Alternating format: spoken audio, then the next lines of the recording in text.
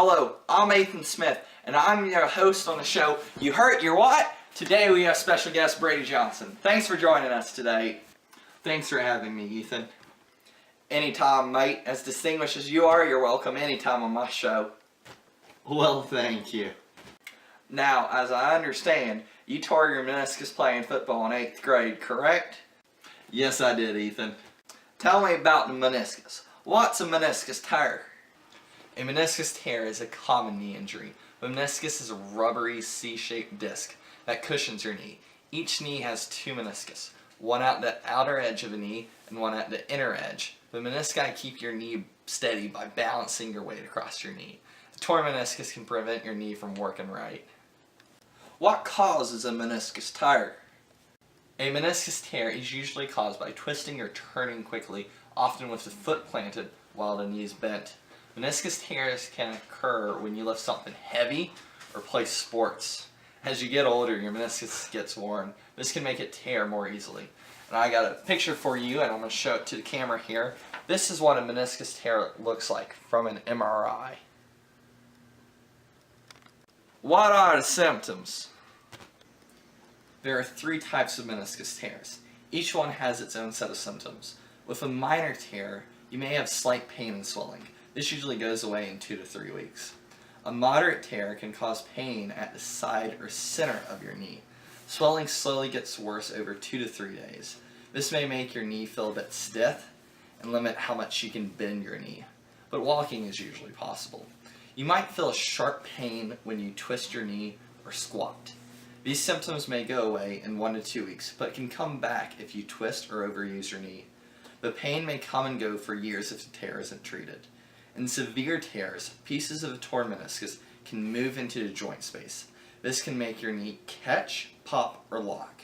You may not be able to straighten it. Your knee may feel wobbly or give way without warning. This may swell and become stiff right after the injury or within 2 to 3 days. If you are older and your meniscus is worn, you may not know what you did to cause a tear. You may only remember feeling pain after you got up from a squatting position. For example, pain and slight swelling are often the only symptoms. And we have a great picture of another MRI here of a normal meniscus right here, and then a torn meniscus. And you can see it's torn right there. How is a meniscus tear diagnosed? Well, Ethan, your doctor will most likely ask about past injuries and what you're doing when your knee started to hurt. A physical exam will help your doctor find out if a torn meniscus is the cause of your pain or not. Your doctor will look at both your knees and check for tenderness, range of motion, and how stable your knee is. X-rays are also usually done. You may need to meet with an orthopedic surgeon for more testing. These tests may include an MRI, which can give a clear picture of where a tear is and how serious it is. How is a meniscus tear treated, Brady? Your doctor treats your meniscus tear depends on several things, such as the type of the tear, where it is, and how serious it is. Your age and how active you are may also affect your treatment choices. Some treatments may include rest, ice, wrapping the knee with bandages, and propping the leg up on pillows. Sometimes physical therapy is necessary, and also, worst case scenario, you have surgery to repair the meniscus or surgery to remove part of the meniscus. After your meniscus heals, this is what a healthy meniscus will look like. You can see the C-shapedness of it here. Well, that sounds downright painful. It really is. Have you injured anything else in your knee? Of course I have. I'm injury prone. I injured my plica this past November. What is a plica? Plica is a fold of synovial membrane most commonly found in the anterior-medial aspect of the knee. Plica are present in about 50% of the population and are thought to be the remnants of an embryonic connective tissue that failed to fully absorb during your fetal development. Luckily, most plica are asymptomatic. While your knee potentially has 4 plica, it is the medial plica that is most likely to be asymptomatic. It runs parallel to your medial patella, just below your medial retinaculum, and it inserts into your fat pad. Here we have a good diagram of your right knee. You can see the plica is on the medial side of the knee. The patella is lateral to the plica. The plica is proximal to the fat pad and distal to the quadriceps tendon. And here we have a more realistic picture of a plica. What is plica syndrome? Plica syndrome is essentially an inflamed plica. Your plica can catch during repetitive knee straightening and bending, blunt trauma or knee twisting, fat pad irritation, altered knee motion, or internal knee derangements such as a meniscal tear. This is particularly the case if you have experienced persistent pain and weakness in the quadriceps muscles. Plica syndrome often does not always occur in isolation, but concurrently with other knee conditions such as meniscal injuries, patella tendonitis, or the Osgood-Schlatter's disease. And here we have another picture I'll show to camera of a plica. What are the symptoms of plica syndrome? Plica syndrome can be suspected when you have anterior-medial knee pain, visible and palpably tender plica, audible clicking or snap during the knee motion, a painful arc of 30 to 60 degrees, a positive duvet test, which is pain eased by using a duvet between your knees to ease pain in bed. Like that. Pain with activities, such as ascending and descending stairs, squatting, and rising and sitting on a chair. Here we have another great picture of a plica. There, you can see it, it's in blue. How is plica syndrome diagnosed?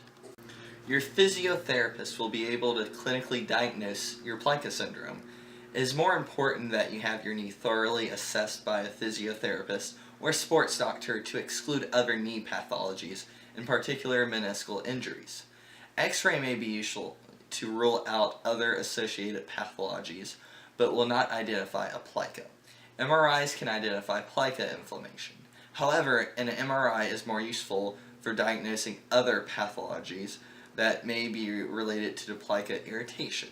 A comprehensive examination by your physiotherapist or sports physician is preferable. Here we have another great picture. Here we have a knee arthroscopy. Right here we have a medial patellar plica.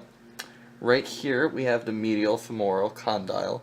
And right here we have the medial retinaculum. Wow, this is such informative information, Brady. Now, how do you treat plica syndrome? Studies show that about 60% of patients with plica syndrome will settle successfully with conservative physiotherapy treatment within 6 to 8 weeks. Your physiotherapy treatment will aim to reduce pain and inflammation in your knee, improve patellofemoral, which is your kneecap, alignment via taping, bracing, and exercises, normalize your muscle links, strengthen your knee, strengthen your hip and lower limb muscles, address foot biomechanics issue, improve your agility and balance, improve your lower limb function and quality of movement such as walking, running, squatting, hopping, and launching, and also minimize your chance of re-aggravating your plica syndrome. Wow, that sounds mighty complex. Can you have plica surgery to repair it? Should your symptoms persist beyond 3 to 6 months, arthroscopic knee surgery for plica syndrome may be considered by your doctor. The most successful surgery involves lateral retinacular release to allow the patella to track more medially and thereby alleviate plica irritation as it rolls over the medial femoral condyle. Success rates exceed 85%. You have me worried that I'm going to tear my plica or meniscus now. How can I protect myself and keep myself healthy? Since plica syndrome usually occurs with other knee conditions, it is important to be proactive in managing your other knee injuries. This involves maintaining normal knee joint alignment, adequate strength and flexibility in the muscles around the knee joint, plus the rest of the lower limb. Ensuring that you wear adequate footwear that supports your foot biomechanics, like these shoes, Also, weight management can play a huge role in the pressure exerted on the lower limb joints, and thus should be something considered as a long-term preventative measure. Geez, you sound like you've had quite the deal with knee problems. I'm sorry to hear that, mate. It's all fun and games until someone gets hurt.